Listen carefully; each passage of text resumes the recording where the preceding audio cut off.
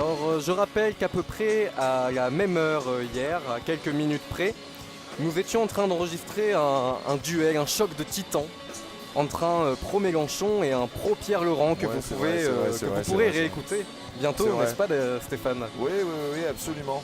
On va tâcher de faire ça un petit peu proprement pour que ce soit... voilà, on espère que... on sera quand même audible parce que c'est vrai que certains stands que je ne nommerai pas ont tendance à augmenter fortement leur son. Nous sommes gentils. Mais voilà, voilà. Mais non, mais on va pas dire que c'est un stand avec des abeilles et un nid d'abeilles. Non, tout à fait. Qui fait référence à un nid d'abeilles. Ouais, non, on balance pas, nous on n'est pas comme ça, CCM. On est gentil chez CCM. Mais ouais, non, c'est pas notre genre, alors, j'aimerais bien accueillir les gens de Support Don't Punish, mais je crois qu'ils sont un petit peu occupés là. Tout à fait. Alors, je n'ose pas mettre de la musique parce que c'est déjà très nos fort, amis avec des ruches. Oh, je l'ai dit, pardon. Oups. On met la musique un peu fort, mais on les aime quand même. Alors, on va parler un petit peu du stand CCM, Bastien. Mais tout à fait, puisque c'est notre stand. Mais oui, c'est le plus mieux voilà. Avec celui de la Zomé où on trouve de délicieux acras. Exactement, des acras végétariens à la morue, sans morue. Ouais, à la morue, sans morue surtout. C'est ça qui est important. Oui. Voilà, voilà. Donc arrive mon intervenante de l'action, donc Support Don't Punish. Voilà. Que je vais accueillir. Bastien, je te reprends juste après, tu reviens avec moi après. Mais tout à fait. Voilà, parce qu'on a plein de conneries à faire tous les deux. Oh oui. Bah ouais, carrément.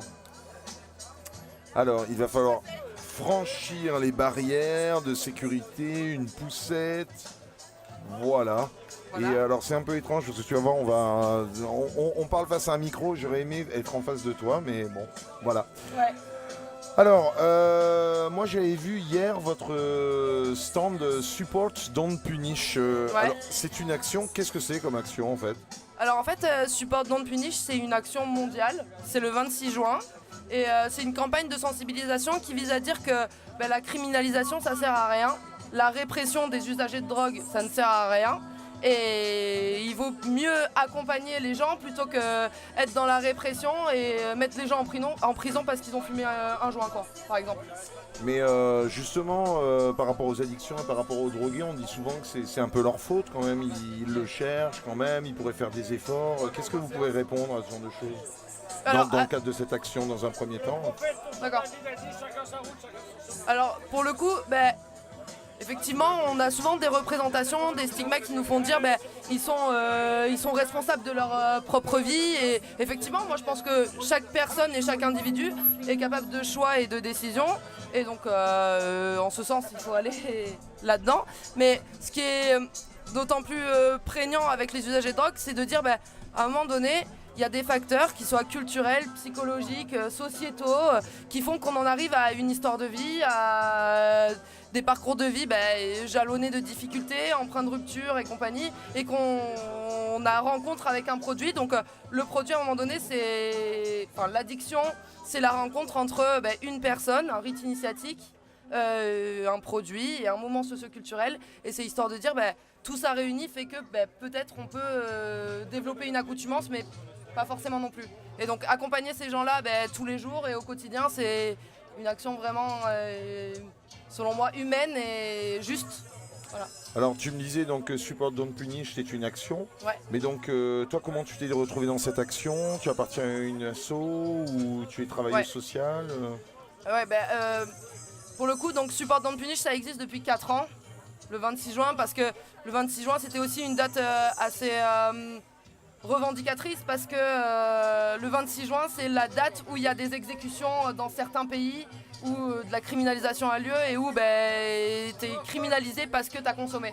Et donc c'est assez significatif. Moi, pourquoi je me suis retrouvée là-dedans, c'est que déjà, je suis travailleuse, je suis éducatrice spécialisée et je travaille dans un CARUD, donc un centre d'accueil et d'accompagnement à la réduction des risques auprès des usagers de drogue. Et c'est, on accompagne les gens au quotidien qui ont des consos et qui du coup ont besoin d'avoir du matériel stérile d'injection et compagnie. Et moi, je suis là-dedans parce que c'est une cause qui me porte à cœur et qu'effectivement, dans la vie, je pense qu'il faut être juste. pour ça que je suis là. Mais alors justement, en quoi on pourrait dire que, pour toi, les pouvoirs publics ne sont pas justes, puisque tu as employé le terme juste? Oui, tout à fait. C'est-à-dire que on a une loi qui est de 1970, du 31 décembre. Donc à savoir que le 31 décembre, je pense qu'à voter, peut-être les gens ont autre chose à faire.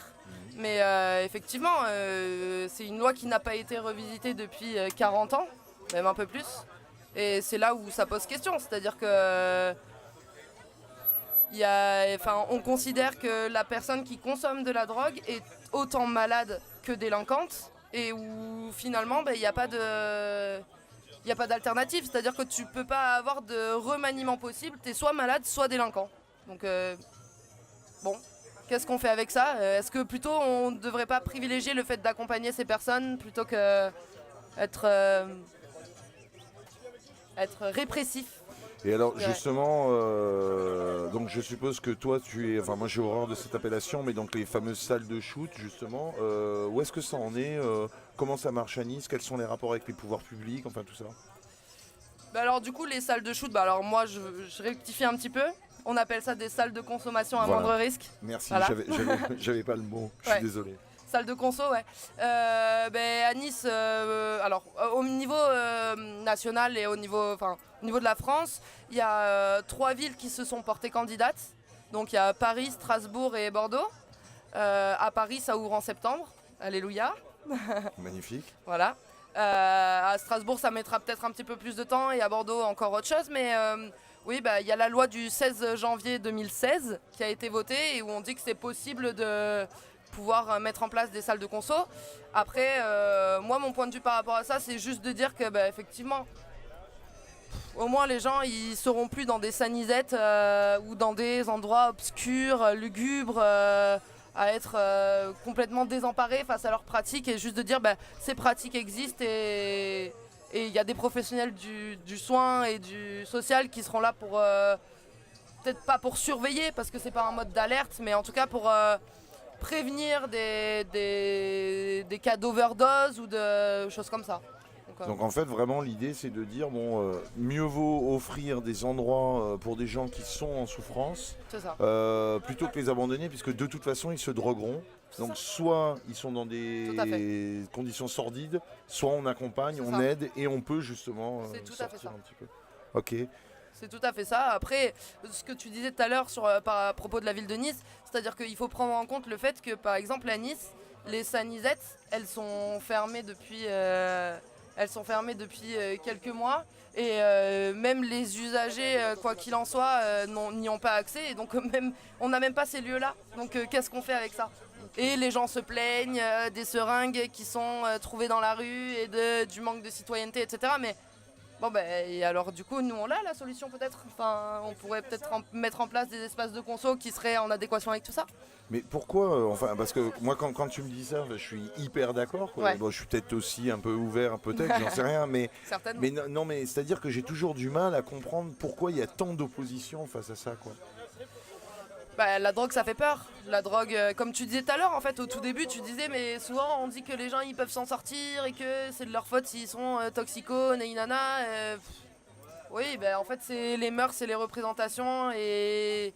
La France est un pays très très en retard par rapport à tout ce qui peut se passer ailleurs. Il y a d'autres pays, et notamment des États aux États-Unis où ça se passe pas comme ça. Et où ils ont compris qu'effectivement la répression ne menait à rien et où on arrive à travailler autrement, quoi. Et effectivement, selon moi, c'est une question de représentation, de stigmatisation et de manque de bagage pour comprendre cela. Mais je suis frappé en fait dans ce que tu dis. Il y a vraiment une espèce de grande passion dans ce que tu racontes. Tout à fait, bien sûr. On sent que tu fais pas ça juste. C'est vraiment un choix ce boulot. Ouais, tout à fait. Bien sûr. C'est. Bien sûr, j'aime mon travail et je trouve qu'il est particulier, singulier et que... Mais il est éminemment politique aussi. Bien sûr, mais selon moi, c'est encore un domaine où il y a une possibilité de faire beaucoup de choses et une possibilité de peut-être remanier des choses qui n'ont pas été pensées d'une certaine manière au niveau politique, et où finalement nous on arrive et on peut proposer des choses, on peut être force de motivation, donc pourquoi pas le faire. Et qu'est-ce qu'il faudrait faire par exemple à Nice dans l'idéal par exemple? On commencerait par quoi? Alors pour le coup à Nice il y a déjà des structures qui sont positionnées, il y a des XAPA, donc des centres de soins, d'accompagnement et de prévention d'addictologie. Il y a aussi des CARUD, ce que je disais tout à l'heure. Et ce qui serait selon moi fondamental, c'est qu'il y en ait plus. Parce que là, il y a 5 SAPA et 2 CARUD. Il y a un CARUD notamment qui a perdu son local et qui est en bus depuis 2012. Et où honnêtement, c'est juste une honte de ne plus avoir de locaux pour pouvoir travailler dans des conditions saines. Alors, attends, soyons bien clairs, donc en gros les bureaux, entre guillemets, ou les lieux, c'est un bus. Ah mais c'est ça. On n'a pas de locaux. Okay. Nous n'avons pas de locaux. Formidable, donc déjà changer ça, on commencerait par ça déjà? Tout à fait. Ok, et comment changer les mentalités alors? Ça c'est dur comme question. Ah, c'est dur. Honnêtement, je sais pas, il y a mon collègue qui est là, mais il veut pas m'aider. Okay. mais comment changer les mentalités, je sais pas. Ok. T'as une idée? Changer les mentalités? À part dire des conneries? Viens le dire dans le micro. Ah, pardon. Donc chaque jour, semer une graine afin qu'elle... Faire que ça avance petit à petit. Tout le monde le sait que les consommateurs, c'est pas les méchants. Donc c'est pas les consommateurs les méchants. Et juste une... Ah oui, dernière chose. Alors je reviens juste à Support Don't Punish. Ouais. Donc concrètement, exactement, comment ça se passe? Qu'est-ce que c'est concrètement? Parce que je crois pas avoir entendu. Voilà. Ouais, pardon. Non, mais non, c'est moi. Ouais, pas de souci. Du coup, Support Don't Punish, comme je le disais tout à l'heure, c'est une journée mondiale, donc tous les pays du monde se rassemblent pour pouvoir dire à un moment donné, on soutient le fait qu'il ne faut pas qu'il y ait de répression, mais qu'il y ait un accompagnement, quelque chose de l'ordre de la compréhension plutôt qu'autre chose, enfin, une valeur humaniste en vrai. Et Support Don't Punish, voilà, ça fait 4 ans que ça existe. C'est pas une association, il n'y a pas de siège, il y a un siège pour pouvoir envoyer les t-shirts et compagnie, mais en vrai il n'y a pas de pétition. On considère qu'une photo sera en guise de signature. Et après, toutes les photos viennent constituer encore plus le plaidoyer qui est en ligne sur internet, donc sur supportdon'tpunish.org. Et on rassemble toutes les photos et on vient dire, vous voyez, il y a tant de monde qui pense que punir les usagers de drogue, c'est pas la solution en fait. Okay. Qu'accompagner, c'est bien mieux. Et voilà. C'est votre première fête du château? Non, pas du tout. C'est vrai, vous y êtes chaque année, donc depuis 4 ans? Non, alors Support Don't Punish, oui, c'est notre première fête du château Support Don't Punish. Okay. Après, on avait, sur l'idée de mon collègue, l'année dernière, on avait déjà organisé quelque chose en ville, mais c'était bien moins médiatique, mais du coup, ça avait quand même son impact. Et aujourd'hui, c'est la fête du château pour Support Don't Punish et on est heureux d'être là. Ok, moi aussi, je suis hyper heureux de t'avoir interviewé. T'as quelque chose à ajouter, à finir? Non? Non, pas grand chose. Non, pas grand chose, mais c'était déjà super. Bien. Vraiment, merci beaucoup. Pas de soucis. Et puis on va enchaîner par un morceau d'Ashkabad, histoire de remuer nos petites faces. Un peu d'Ashkabad. Allez, c'est parti.